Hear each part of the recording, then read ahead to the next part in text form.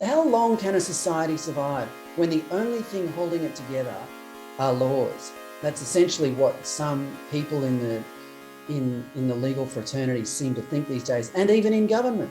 They think as long as everyone obeys the law, society will be okay. Well, no, it's not, because we all need to share the same culture and the same values.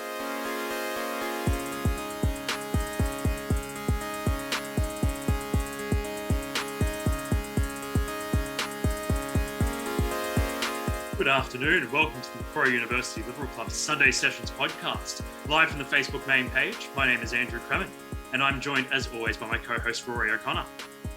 How's it going? Good to see you, man. Good to see you. Today we're talking about the importance of free speech. Today we live in an era of thought crimes where expressing certain ideas that the left or big tech don't like leads you into trouble, particularly when talking about our history, our rights, and the direction of this country. Or in other words, our past, present, and future.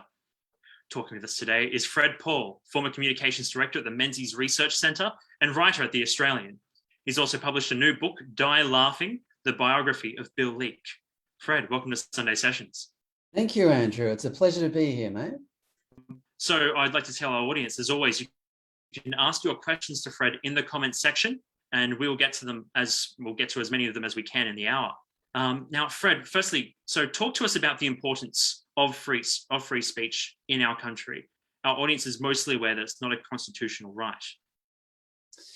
Yeah, well, I mean, there's some debate in legal circles about whether or not it is a constitutional right, Andrew. I mean, in 1992, I think it was, the High Court found that there was implicit protection of free speech in political matters, and which has been debated ever since. But there was much rejoicing at the time when the High Court made this finding. It was like, they'd emerged from a haystack with a needle, saying, "Look, I've found it," and everyone was rejoicing, saying, "Hooray! Now our free speech is is proven to exist and can only be extended from here on." As everyone knows now, our free speech is actually very fragile, particularly now under the conditions that we find ourselves in places like Victoria. It is, of course, important to get back to your question. It's essential. All other freedoms depend on freedom of speech. Your free enterprise, freedom of movement, freedom of thought, all depends on whether or not you are allowed in society to speak your mind freely. And it's based on the perfectly viable concept that human beings are capable of making up their own minds when presented with a variety of opinions. And it's based also on the hopeful theory that in a good society of good people, then good opinions will emerge from the battle of ideas. And for most of Australia's history, that's been the case. We grew up in a country. I'm a bit older than you blokes, but I grew up in a country where freedom was just understood to be a foundational sort of part of our society. Nowadays, there's a lot of people who question whether or not we need it. My argument would be that we do. So I just had a question just to follow on from that. Quite often what we get from particularly people that are quite often very far left-wing, they quite often say that, freedom of speech is inappropriate because otherwise we'll have extremist views, we'll have hate speech, we'll have people being attacked. And so that's why we need to limit certain freedoms on speech. However, I've also heard from a lot of other people more on the right that their concern was if you were to ban free speech, if you were to force people underground, you also force a lot of these extremist ideas underground, and therefore these extremist ideas aren't able to be challenged. They're kind of left in an echo chamber where they're bouncing off each other's ideas. What are your thoughts on that? Do you think the crackdown on the freedom of speech leads to more kind of extremism? Would you agree with that? Or?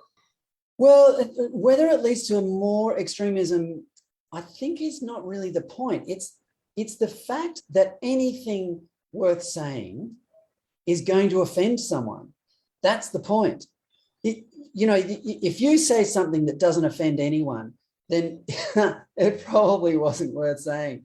Seriously, Brendan O'Neill wrote a really good compilation of his essays, or made a compilation of his essays some years ago. Brendan O'Neill, the founding managing editor of Spiked Online and one of the great defenders of free speech in the Anglosphere, he titled this book "The Duty to Offend," and it is our duty to offend people, because we're not forming valid, thoughtful opinions unless they challenge someone else's opinion. That's the idea. So yeah, I'd suggest that there is no life without being offended. It's just it's part of being alive. The flip side of protection, you mentioned the term hate speech. The flip side of that, hate speech has become a phenomenon in the past 10 years or so, and it has grown to supposedly encompass the sort of things that free people are inclined to say about each other. I don't believe that. I don't believe people are naturally that hateful, that people are naturally racist or spiteful or nasty about each other. The remedy for so-called hate speech is things like Section 18C of the Australian, in Australia, of the Racial Discrimination Act, which prohibits people offending, humiliating, I think there's four categories of speech on the base of race or skin color, or I think religion as well. Now, that actually it turns into law speech or responses to speech where people feel offended. Now, as I said earlier, being offended is part of life. If you are offended by someone being racist, then you haven't actually become less of a person. You're probably more of a person. The most heinous crime in modern society is to be racist. So if someone is openly racist to you, you don't necessarily need to be affected by that. The other person is affected, because if they are publicly and openly racist about someone, then they are, by modern definition, a scumbag. And rightly so. Racism is a heinous thought. But the flip side of law, like Section 18C, is that it enables people to prevent other people to speak their minds legitimately, as the students in Queensland found when they were locked out of an Aboriginal computer lab, and they complained about it, saying, we're white and we've just been locked out. This is a form of racism. Now, that is actually a very legitimate complaint to make, but they were hauled in front of the courts, and some of them came very close to having their lives ruined at the start of their careers, because they were about to be found guilty under Section 18C of the Racial Discrimination Act. Sorry, this is a very long reply to your simple question, Rory, but what I'm getting at is that this is complex stuff, made far more complex than necessary, when in fact it's just a part of life. Being offended is part of life, and responding to people who are saying things that are heinous, that's also part of life. But it doesn't make you less of a person if you just sort of shrug it off and move on. We have an audience question here. Fred, you're an accomplished writer and commentator. What writing advice do you have for young people interested in expressing their ideas more eloquently and widely? Here at Macquarie, there are a lot of keen writers for our club magazine, Macquarie Street. Oh, what a great question. I always love getting asked these questions, because I was once in this position myself. I was, a young student and dreamed of being, able to write well. The only answer I ever give to this question is quite simple. You just have to read voraciously. You have to read as many types of books as you can. Read the people you admire, read the people you disagree with. I recently read, halfway through writing my book about Bill Leak, I read a book called On Poetry by Glyn Maxwell, who's actually one of Britain's leading poetry lecturers and an extremely accomplished poet himself and playwright. And he's written a book which is essentially a kind of a course in becoming a poet. And that's what he does at English universities. But I found it incredibly useful because I grew up in journalism, and in journalism, the style of writing you're taught is extremely narrow and not very entertaining, I've got to say. Most journalists have trouble being entertaining writers, which is a difficult thing to do if you're writing 80,000 words and you want readers to stick with you to the end. So short answer is read as much as you can, write as much as you can, and pick up Glyn Maxwell's On Poetry. You won't regret it. It's only a short book, but it's beautifully written and introducing, here's a good point. Pierre Ryckmans, whose nom de plume was Simon Lee's. He's an Australian academic, not very well known in Australia, but quite extremely highly regarded around the world. He was the writer who blew the whistle on Mao's China. He was the first person to expose what life was really like in China. He was a great academic and intellect, and in fact, a close friend of Bill Leak's. I've read a lot of his essays and I highly recommend them. In one of his essays, he pointed out that all great writing is based on poetry. So read poetry. I've in fact lately started memorizing poems, and it's incredibly good for your writing because when you memorize poems, you get a closer understanding of how the poet came to choose particular words and form his or her thoughts.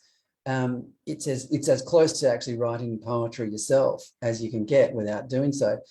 So I recommend that too. Poetry, read widely, and memorize poems. I have another audience question that's just come in now, and it says, the government and legal system are not really the greatest threats to free speech in Western democracies. Unfortunately, libertarians have been too hesitant to tackle threats to free speech from corporations, including big tech censorship and media advertising boycotts. So the question is, which do you think is the bigger threat? Is it governments at the moment, or is it agendas possibly from major corporations? Well, the interesting thing about big tech is that its influence over us is voluntary. We don't have to be part of big tech if we don't want to. We can cancel Facebook if we want. We can get off Instagram and Twitter. So, we can minimize that. I'd say the biggest threat now is certainly big tech. I mean, these companies are bigger than any government in the world. I mean, Facebook and Google are bigger than any governments in the world. So far more influential and powerful, I'd say. And you can tell by whenever they are routinely called up before the Senate in America, they pretty much thumb their noses at the government in the US. So, these are big and powerful businesses, but it's our voluntary submission to their platforms that I think is the disturbing bit. There's just too many people. I'm trying to get off Twitter now. I mean, I am a little bit addicted to it sometimes, but it's just a waste of time, most of it. So my advice would be ignore big tech. There's so much more great information out there other than what you find on these big platforms. There's a quote of John Paul II that says, "Freedom consists not in doing what we like, but in having the right to do what we ought." He lived under both Nazi and communist occupation in Poland. How do we reconcile the ability to do what we ought with freedom of speech? Oh, that's a very good question. Do you guys listen to Michael Knowles on the Daily Wire? He's very good on this. He's one of Ben Shapiro's sort of colleagues. The modern divide in Western liberal democracies these days is between people who think that liberalism means the ability to do whatever you do. You do what you want to do, and I'll do what I want to do, I won't tell you how to behave, and you don't tell me, and we're all free, and everything will be fine. That's proving comprehensively to be a false sort of conclusion, because with liberty comes responsibility, and liberty can only really be achieved when the structures of society are sound, and those structures are family. Some would say religion. I'm not extremely religious myself, but a religious element to society, an acknowledgement that there are higher truths than we are capable of understanding, seems to be an important thing. Representative government, property rights. When all of those things are in place and everyone in society respects those, then liberty is properly constrained. Liberty doesn't mean, you're free to be a pedophile, or you're free to share pornography online, or you're free to be racist. Like I said earlier, racism is a heinous thing, a heinous idea, thought. It's a horrible thought. Restraint should be through the cultural conditions of society, not through law. One of the points I make in my book is, how long can a society, I make it in reference to some legal cases involving racism, where people seem, their disagreement seems impossible to reconcile. And I made the point, how long can a society survive when the only thing holding it together are laws? That's essentially what some people in the legal fraternity seem to think these days, and even in government. They think as long as everyone obeys the law, society will be okay. Well, no, it's not, because we all need to share the same culture and the same values. Otherwise, it'll only lead to conflict, and laws will become increasingly complex until we just stop seeing anything in common, and society just disintegrates. I'm not overstating that. I'm not trying to be over dramatic. That's actually very true. History tells us that. Well, just on that, actually, quite often I've heard what you've just said in reference to immigration. People have mentioned concerns that, if we take in extremely large amounts of people from completely different cultures, and they're not given an opportunity to kind of integrate, we might end up having, different nations, I suppose, within a nation, conflicts like what you're describing there. But a lot of people that have mentioned things like that have been criticized as being racist, as criticized as using hate speech, even just touching on immigration, like what you've mentioned before, Well, yeah, and it's become an unnecessarily sensitive topic. I mean, why do all the world's migrants want to come to either Australia or America, or in Europe it would probably be the UK? Why is that? It's because of our values. It's because of the cultural institutions and the freedoms and the prosperity that we've been able to build up. That prosperity is not an accident. It's the product of initially of the Enlightenment and centuries of hard work and sacrifice by the people who helped build this country. So, if you come here hoping to share in that prosperity, but you don't share in the cultural values, then it's not racist to point that out, because what you are doing is you are contributing to the dismantling of the culture that created that prosperity in the first place. It is baffling that we are at a stage now in our history where it's difficult or it's unacceptable sometimes to point that out, but it's simply true. So, I'd encourage all you young listeners to be bold about that, to be forthright in defending our culture, because fewer and fewer people do. We live at a time when our culture is seen as a force for evil rather than a force for good. And it is, Western liberalism is the greatest force for human good in human history. So, if we don't start defending it now, then we will revert to something far less satisfactory. Why do people fold too easily, even if they disagree? We've been, certainly at the club, we've been disappointed with certain figures on the right whom we believe would disagree, but will essentially fold and have wide-ranging effects on society as a result of them folding. Why do we fold so easily?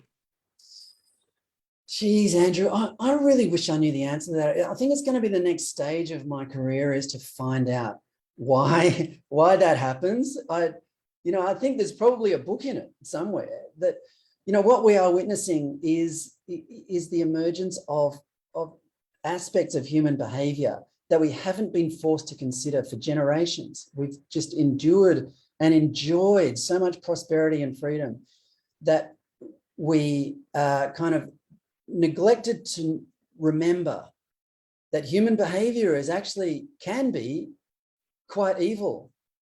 Before the Enlightenment, human existence was actually pretty miserable. There wasn't a lot of happiness. Certainly wasn't much freedom. I mean, someone your age 300 years ago, wasn't going to university and saying, geez, I'm not sure whether I'll be a doctor or a brain surgeon, or a lawyer hoping to make it onto the High Court, or drop out of school at 16 and become a carpenter and live a perfectly, prosperous and happy life and raise a family. All of these things that we take for granted are not necessarily a natural part of human behavior, and certainly not a natural part of human history. And why we seem to be reverting back to pre-Enlightenment values is a constant source of intrigue to me, to be honest. I mean, the first really big controversy I ever got involved in was the conservation of man-eating sharks off Australian beaches. And the thing that I realize now is that conservationism or environmentalism it's clear that it's a substitute for religion. In this post-religious era, people still look for religious organizations or belief structures to adhere to, and environmentalism serves that purpose. It's obviously replaced Christianity. 50 years ago, we were essentially a Christian country, and everyone mostly adhered to a set of Christian values. Now, those have been abandoned as we've become more multicultural and so on. But the need to have a set of values remains, and they found it in the environment. But the difference is that Christianity came with a set of moral standards, originally the 10 Commandments, that enabled a society to function and to prosper and for everyone to be relatively happy. Now, there is no set of moral standards in environmentalism. It's just revere the environment and don't do anything to harm it. Now, that is not religion, that's paganism, which has led me to, it's one of the aspects of modern behavior that I find quite baffling. And it seems to me emblematic of this return to pre-Enlightenment behavior and social structures, which I find pretty alarming. But I hope that answers your question. No, it does. I'll tell you, I'll ask the next question. It's not often that someone writes a biography about a cartoonist, but you've written one about your late friend Bill Leak. Talk to us about your book, Die Laughing. Oh, well, that's a good question. Thank you. Bill was a friend of mine for 23 years, probably one of the best friends I've ever had. He was Bill had many gifts, but one of his best gifts was for friendship. He really, really valued friendship, and he kind of taught his friends how to be a good mate. Like he was always there.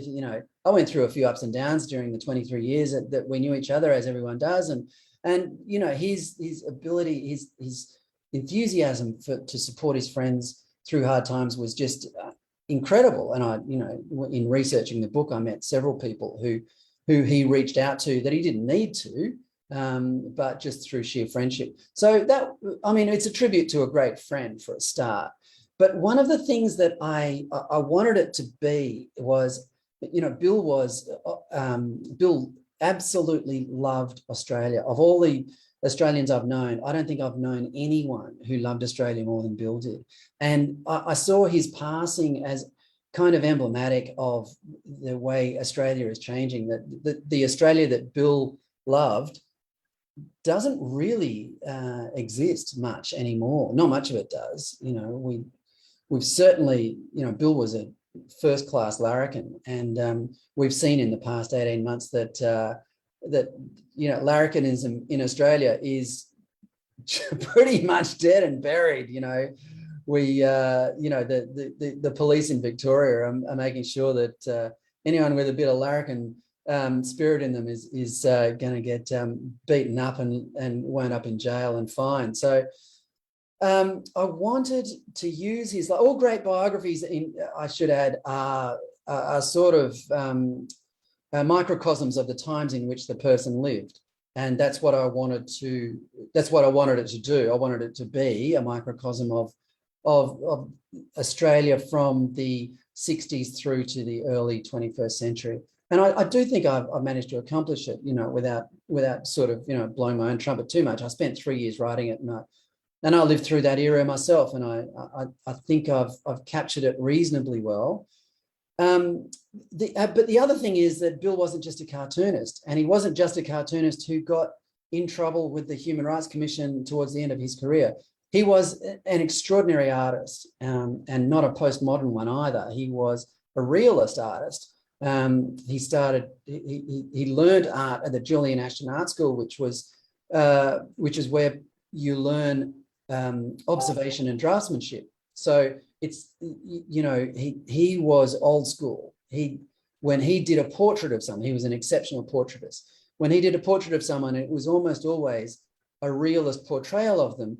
But because he had such deep insight and was able to understand people so well, because he was so fascinated by people, he could bring out their character. He could capture their character in their portrait, which is what he did. And so, you know, there's all these aspects to Bill's personality and life. You know, he was a first-class raconteur. He was an absolute hilarious bloke to be around. He had, you know, candidly, he had enormous trouble with women. You know, he was quite a pants man at one stage, but, you know, it's always a bit of a blind alley, that one. And he was an alcoholic. So, I mean, it's, you know, his life was a gift for a biographer. So, you know, I got a lot of satisfaction from writing it and squeezing it into 80,000 words, because there was a lot going on. But you know, I hope it will one day be considered a fairly accurate representation of the period of Australia in which Bill lived, because it was a time when Australia was a very happy and funny place to live. I've got a question sent in here, and it says, the Bill Leak case has shown how Section 18C is enforced. Given that it was the most high-profile case, is it used too sparingly? What are your thoughts? Is 18C used too sparingly? Is that the question? I believe that's what the question is. It shouldn't be used at all. It shouldn't be on the statute books. It should be gone. It should be consigned to history. And I'm, you know, I'm actually, you know, paraphrasing Bill here. One of the last things he did was appear before a Senate inquiry in Canberra, and he said, you know, he told the senators who questioned him about his experiences with the Human Rights Commission and how heinous this experience had been. Oh, and also his experience with Islamic jihadists who had threatened to kill him. The federal police had investigated and discovered that they were in fact legitimate threats, and they advised him to sell his house and move to a secret location, which he did. So Bill's experience with freedom of speech and with Section 18C were particularly intense, and his opinion, his considered opinion based on experience, was that it had to go. I mean, under Malcolm Turnbull, there was an attempt to modify Section 18C, to water it down a little bit, and that failed. And Tony Abbott went to the 2016 election, I think it was, saying he was going to get rid of 18C. And when he won the election, there was a backlash from so-called, ethnic leaders, who are self-appointed, generally, quite often, self-appointed leaders of groups whose only thing in common they have is their ethnicity, but they are diverse groups, So these ethnic leaders all kicked up a stink about 18C being taken out off the statute books. And so Tony Abbott backed down. Malcolm Turnbull tried to get it through, tried to water it down, and the Senate blocked him. So there's been 2 attempts. They've both failed. And Australia, in my opinion, Australia is a more divided country as a result. If we were all free to speak our minds, we would find ways of getting on. We are not racist people. We are people in a free and prosperous society are not generally racist people. It's only in societies where there is a lack of prosperity and a lack of freedom where people tend to coalesce around racist ideas, where they want to blame other people for their own disadvantages. In a free and prosperous society, there's no reason to blame other people. You have the freedom to choose. If you don't own a mansion in Point Piper, then that's because you chose to, spend every Friday down the pub, and that's great. That's a good choice to make. I'd actually like to see you down there, but, because I don't live in Point Piper either, but I'm not blaming anyone for the fact that I'm not, super rich or whatever. That's the standard and acceptable response in a free and prosperous society. We don't resort to racism or hatred or vilification. So why do we need Section 18C? The answer is we don't. I can ask, why don't cartoonists become politicians? The world would be a better place if they did. That's right. That's another thing is that the demise of humor is just, it actually startles me. Why have we stopped seeing the funny side of things? Some of the greatest moments in Australian parliamentary history have been funny. Paul Keating was hilarious. I loved seeing Paul Keating on the 6 o'clock news back in the day. Bob Hawke was a funny bloke. Robert Menzies was probably one of our funniest parliamentarians. I've got a collection of his speeches here, and they're magnificent. That he was a funny bloke. Another interesting thing about Menzies is he often quoted poets, which goes back to what I said before. Poetry is actually really an important part of life that we seem to be completely discarded now in favor of hip hop and Twitter messages, I guess. But yeah, I mean, Bill would never have been able to make it as a parliamentarian because he had such a dodgy past that no one would have, an opposing party would have exposed his background, and he wouldn't have made it to pre-selection. I think the point of the question is, why aren't politicians funny anymore? And I wish I knew the answer. I mean, society just isn't funny anymore either. What I've found lately, not lately, over the past probably 10 years, I've found that the funniest people in the world are actually from the right side of politics. And I don't mean the right-on side of politics. I mean centre-right and conservative, because they're the ones who speak freely.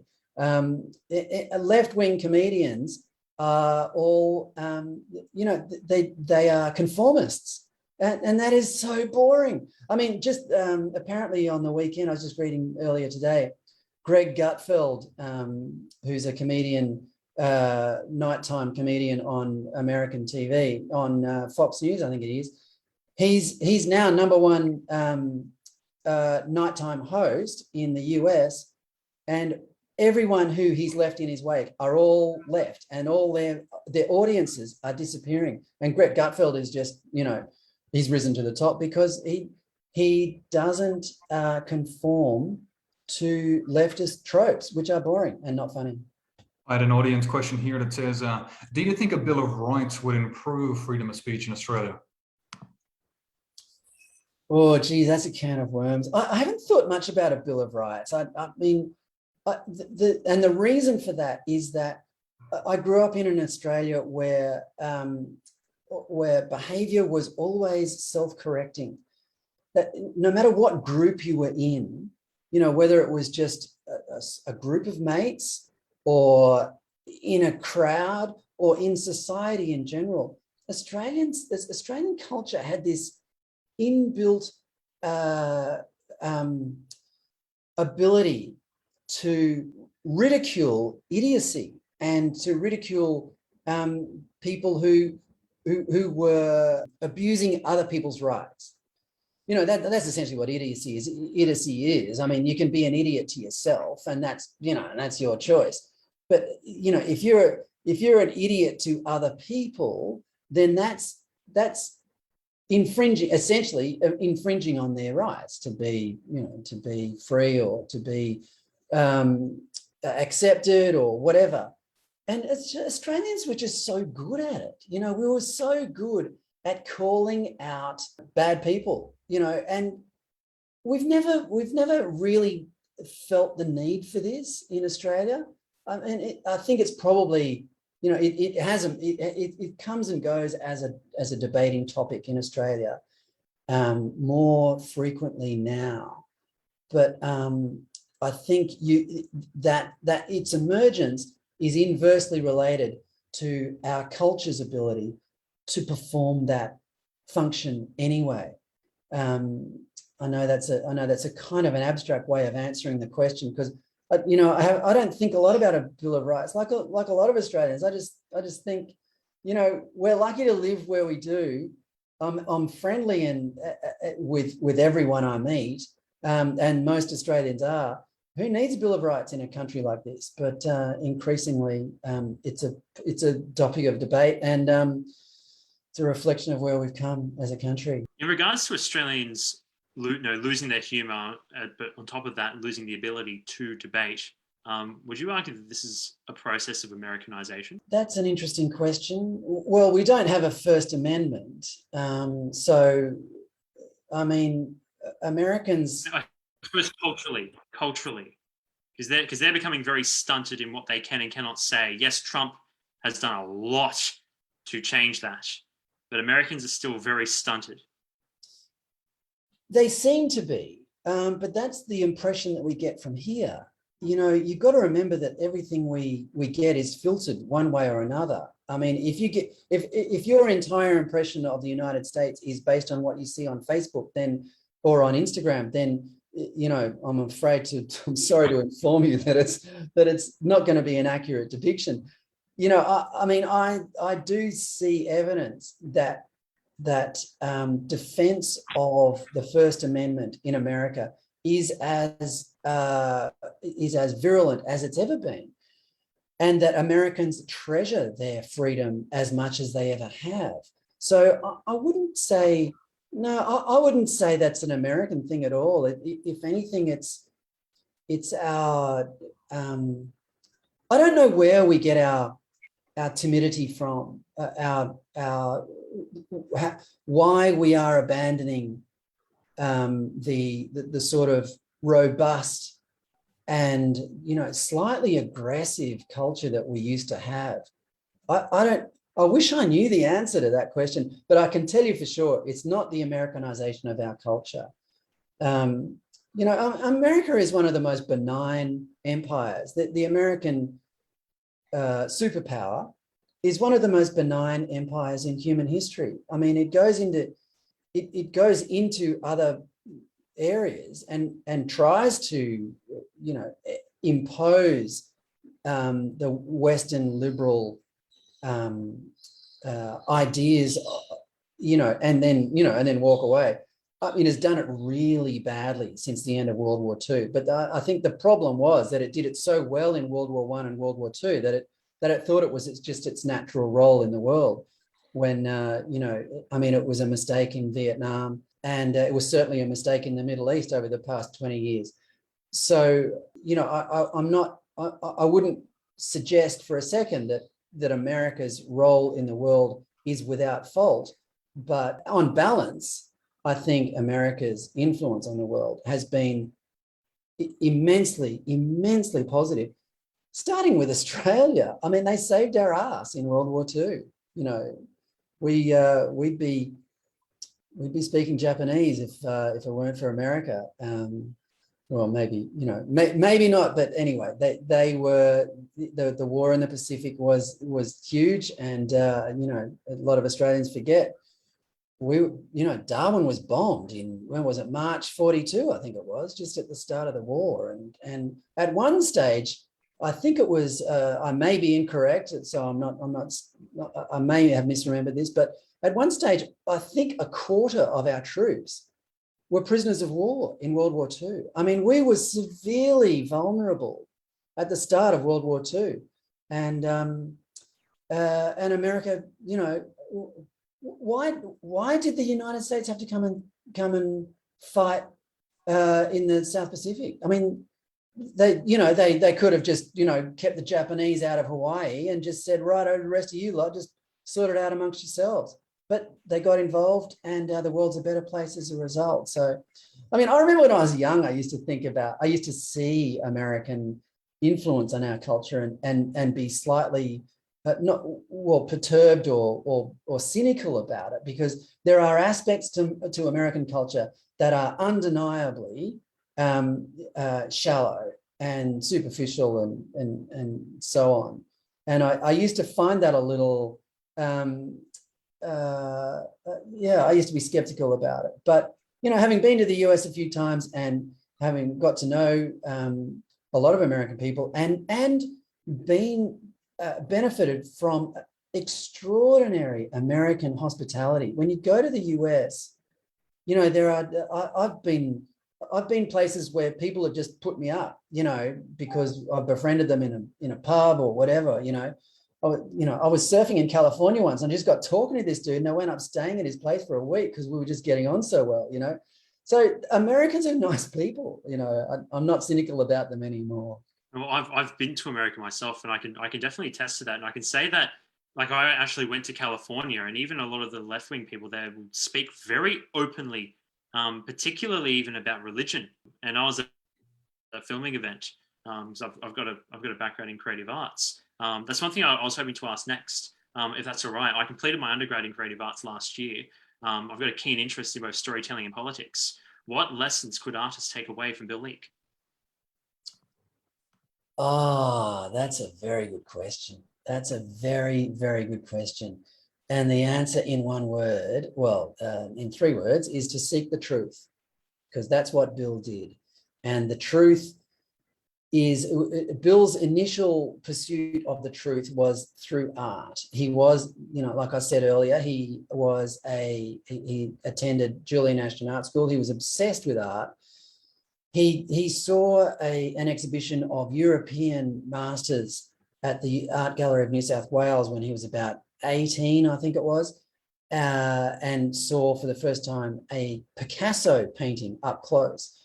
And it changed his life. And he then went to Europe. He spent 4 years there, met a German woman, got married, had his first child, set up a studio in a town in southern Germany, had a few exhibitions, went to all the great art galleries, and his constant pursuit in that time was to pursue the truth. Now, one of the things about his pursuit of it was that he didn't see himself as a chosen conduit for the truth. He always knew, although he wasn't religious, he was brought up religious, but he became an atheist quite soon, quite early in life. He understood that even as an atheist, he understood that the truth was bigger than us, that, the Judeo-Christian concept that God is something that we can can't understand. But our duty in life is to try. And that's what Bill did. And when he transferred to cartooning, that pursuit didn't change. He pursued the truth in political terms, and when he saw the truth, he didn't back away from it. So that would be my advice to anyone embarking on a creative career, and I would recommend it highly because it's the ultimate, if you ask me, and that is pursue the truth, but don't think you are chosen to be its conduit, and don't think that you will necessarily find it. It's the pursuit of it that I think is the purpose of life. I have another audience question, and it says, Fred, you talk about the benefits of the Enlightenment to human choice and freedom, but in modern society, people also feel dislocated and have high mental illness, suicide rates. The question says here, how can we promote other social values like virtue, care for others, community, duty, when we always emphasize individual freedom? Yeah, I think the answer to that would be to stop mistaking pleasure for happiness. I think that's one of the major problems, especially with young people, is, we do live in a very hedonistic society, and hedonism is sometimes portrayed or conveyed as almost as a virtue. Like, the more hedonistic you are, the more successful you are at life. It's not true. The happiest people in life are not necessarily those who are famously hedonistic or even rich or whatever. Happiness comes in that list of human conditions that you listed, such as virtue and duty. Those things are enormously satisfying. So, yeah, I mean, how to encourage those things, I don't know. You've got to live by example, I suppose. But it's easy, especially when you're young, it's easy to think that pleasure is a pursuit in itself. In some ways, America was founded on the pursuit of happiness, and I've often thought that's actually a false pursuit, because happiness is a byproduct of meaning, and if you find meaning in life, then happiness will follow. I can highly recommend Man's Search for Meaning by Viktor Frankl, who survived Auschwitz. I've got it. It's a fantastic book. I've read it twice. I'll probably read it again soon. It's just magnificent. So yeah, I highly recommend that. And it's a short book, as you know, Andrew. So you could knock it over in an afternoon. So yeah, meaning. I mean, he created. Correct me if I'm wrong. There were several psychoanalytical schools immediately after World War II. There was Freud, who found meaning. Meaning was a product of our desires, and then there was another school which associated meaning with. I've forgotten what the other one was, but in Frankl's case, his was, I think it was logotherapy. That's what he called it, and it was finding happiness through meaning. So yeah, highly recommended book, as you know, Andrew. Would you say then that the result of the decline in free speech then is it's paradoxically, because we've accepted Epicureanism, essentially, we have lost the ability for free speech, because we're essentially very, very insular. It's essentially only pleasure that matters.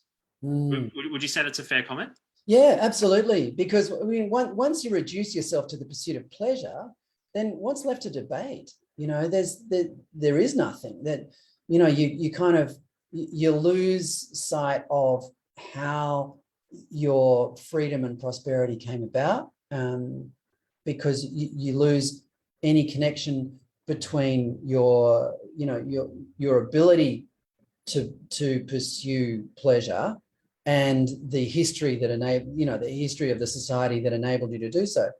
So yeah, I'd say the two are connected. You know, I read a really good quote just the other day of Buckley, the American conservative commentator, and he said, who died probably about 3 or 4 years ago, I think. He said towards the end of his life, he wrote a letter to a friend, and he said the main purpose in life, or one of the noblest pursuits in life, is to debate with honesty and you know, never to sort of back away from a good argument, or never to compromise on your beliefs. And he ended the letter by saying, "I leave this life with no regrets." And that's a really, really powerful thing to say. That, you know, he obviously never compromised his beliefs, and nor should we. We never should. We are told to every day by the leftist elites who seem to run this country. But why should we? You know, we are entitled to our beliefs, especially if we are well informed. So anyone who tells you otherwise should be put in their place. I'm aware that we are running out of time, but hopefully we can squeeze in just a couple more quick questions. One here says, do you agree that relatively moderate centre-right opinions face greater legal and societal sanctions than genuine hate speech and extremism from the far left? Yes, we are being censored. I mean, it's clear that we're being censored. Genuine hate speech, I mean, you know, the idea of genuine hate speech is actually a little bit confusing to me, because I just don't think it exists as much as people think it does. I'm not, you know, like, I mean, for example, you know, is there a pub in Australia where you could walk in and say, anybody here who hates black people, I'll buy them a beer? And not only would you get no takers, you'd probably get your head beaten in. It doesn't, you know, this idea of hate speech just doesn't exist. So whether it's being censored or not is a moot point. But it is definitely true that we, as anyone to the right of the centre in politics, are being censored. It's true. I mean, you know, the major big tech platforms admit to it, and it's clear from what you see on the ABC and a lot of the mainstream media that that, you know, our opinions are not welcome either. So yeah, I mean, I don't lose any sleep, you know, worrying about who's being censored more, because one of them doesn't exist and the other one is being censored. So that's the answer to your question. I've got another one here. What are some great right-wing artists? I'm thinking of people like Clint Eastwood, Frank Miller, and Ben Garrison. Oh, artists from any field. I suppose from any field, yes. Yeah. Oh, there's some.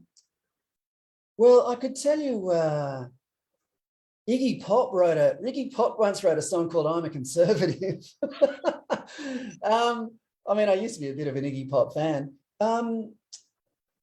Randy Newman's a pretty funny bloke, and he's quite right wing. He's got a couple of songs that are explicitly right wing. There's one song, I can't recall the title of it. Bill actually put me onto it, and it's a very funny song. It's about the demise of American culture. I don't come across artists who I think are, I don't see them in a political context, to be honest. I just, whether I like them or not. So you kind of got me stumped there. You know, I don't see, oh wow, that artist is so right wing, I really like him. I just you know, it's whether I like them or not. I mean, Clint Eastwood is a fantastic example. I've got to give whoever the questioner is, I've got to give him or her credit for that, because Clint just, you know, says it the way it is. Barry Humphries is great. You know, he has been ostracized by the Australian so-called comedic community. He's the funniest man, the funniest comedian in Australian history by a long shot. And the Melbourne International Comedy Festival has cut him adrift They don't want to be associated with him anymore because he speaks his mind and he's slightly conservative, but he's funnier than all of them combined. So yeah, I wish I had a better prepared answer to that question, because it is a good question. But just enjoy art for on its own merits, and you will find that the values beneath them. This goes back to one of your previous questions: